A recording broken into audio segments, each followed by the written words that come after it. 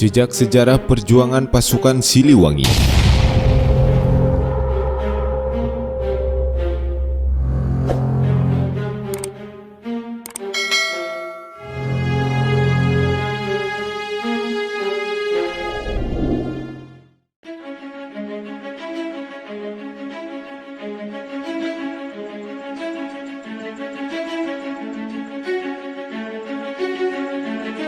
Komando Daerah Militer atau Kodam 3 Siliwangi adalah komando kewilayahan pertahanan kawasan Jawa Barat. Kodam Siliwangi merupakan salah satu angkatan bersenjata yang membela negara sejak zaman penjajahan yang dikenal sebagai sejarah pasukan Siliwangi. Awal mula terbentuknya pasukan Siliwangi tidak lepas dari proklamasi kemerdekaan yang dikumandangkan oleh Presiden pertama Republik Indonesia Insinyur Soekarno. 5 hari setelah pembacaan teks proklamasi, pemerintah kemudian membentuk Badan Keamanan Rakyat atau BKR yang bertujuan sebagai wadah para pejuang. Tepat pada tanggal 5 Oktober 1945, BKR dirubah menjadi Tentara Keamanan Rakyat atau TKR. Petinggi militer Jawa Barat menanggapi keputusan pemerintah tersebut dengan membentuk Komandemen 1 TKR yang menaungi 3 divisi. Divisi 1 yang meliputi Karesidenan Banten dan Bogor dengan markas yang berlokasi di Serang, Banten. Divisi 2 meliputi Karesidenan Jakarta dan Cirebon dengan markas yang terletak di Linggarjati, Kuningan. Sementara untuk Divisi 3 yang mencangkup wilayah Karesidenan Priangan membentuk markas yang berlokasi di Kota Bandung.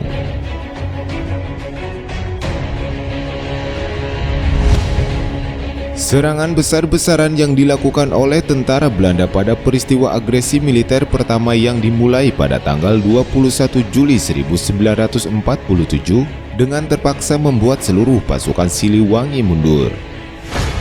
Para angkatan bersenjata Siliwangi kemudian menyebar ke pedalaman hutan untuk menghindari para tentara Belanda dan mengatur ulang strategi perang. Meskipun pernah dipukul mundur saat agresi militer pertama, pasalnya ketika dalam persembunyian di tengah hutan, pasukan Siliwangi kemudian menggunakan taktik perang gerilya yang membuat takut para serdadu Belanda. Berdasarkan catatan sejarah dalam peristiwa agresi militer pertama, pasukan Siliwangi berhasil menewaskan sekitar 169 orang tentara Belanda. Namun saat pasukan Siliwangi menerapkan taktik gerilya, jumlah serdadu Belanda yang tewas mengalami peningkatan menjadi 597 orang. Dengan peristiwa tersebut kemudian pasukan Siliwangi begitu ditakuti oleh Belanda dan disebut-sebut sebagai Raja Rimba yang ganas.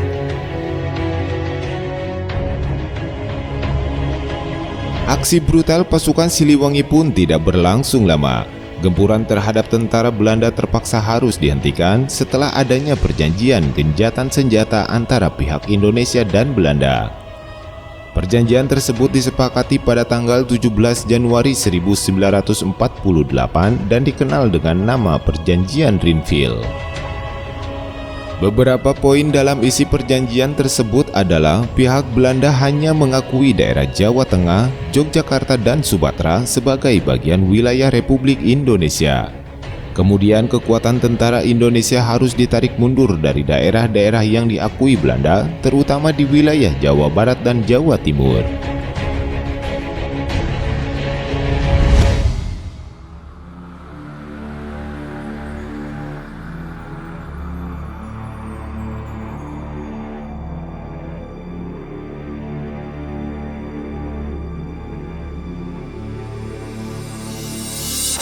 Terusirnya pasukan Siliwangi dari Jawa Barat merupakan keputusan yang sangat sulit diterima bagi semua personil. Terlebih lagi ketika kedatangannya di Jawa Tengah, pasukan Siliwangi tidak disambut dengan baik oleh divisi lain. Atas rasa kekecewaan yang makin memuncak, beberapa prajurit dari pasukan tersebut mulai terprovokasi dengan menembaki tiang-tiang telepon dan telegram saat kereta api berjalan.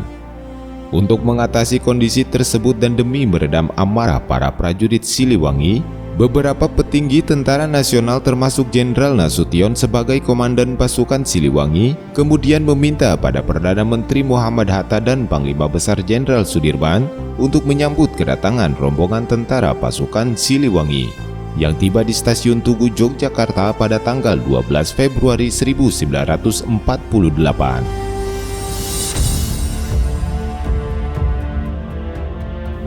Penyambutan pasukan Siliwangi di Stasiun Tugu begitu dramatis.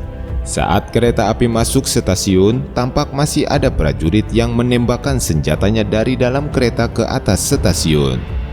Namun rasa kecewa dan amarah pasukan Siliwangi pun sirna ketika mereka disambut langsung oleh Perdana Menteri Muhammad Hatta, Panglima Besar Jenderal Sudirman beserta sejumlah petinggi sipil dan militer yang berdiri di peron Stasiun Tugu.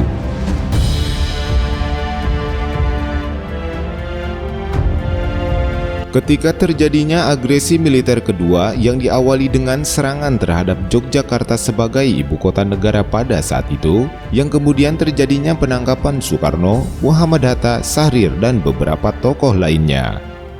Jatuhnya ibu kota negara ini menyebabkan seluruh pasukan militer Indonesia serentak meninggalkan Yogyakarta untuk kemudian melakukan serangan gerilya dari luar kota.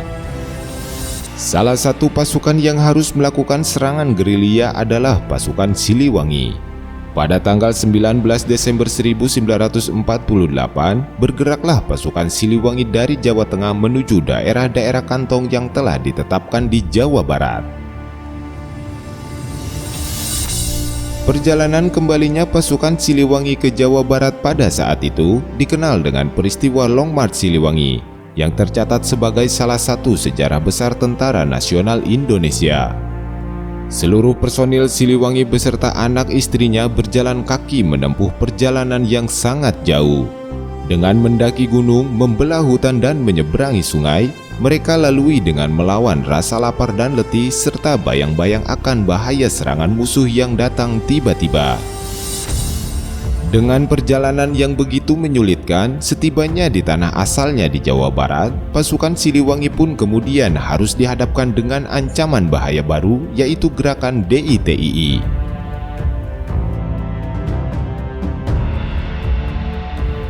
Peran besar pasukan Siliwangi dalam menghadapi banyaknya pertempuran tercatat dalam rekam jejak sejarah Tentara Nasional Indonesia. Dari masa ke masa, keterlibatan pasukan Siliwangi begitu dominan dan sangat diperhitungkan. Dimulai dari misi mempertahankan kemerdekaan dengan menghadapi agresi militer Belanda 1 dan 2 yang terjadi pada tahun 1945 sampai 1948. Kemudian mereka dihadapkan dengan berbagai macam gerakan-gerakan para pemberontak seperti gerakan PKI, gerakan DITII, pemberontakan kelompok Andi Aziz, operasi bersenjata Timur Timur, pengamanan konflik Ambon, pengamanan konflik Aceh, dan pengamanan konflik yang terjadi di Maluku.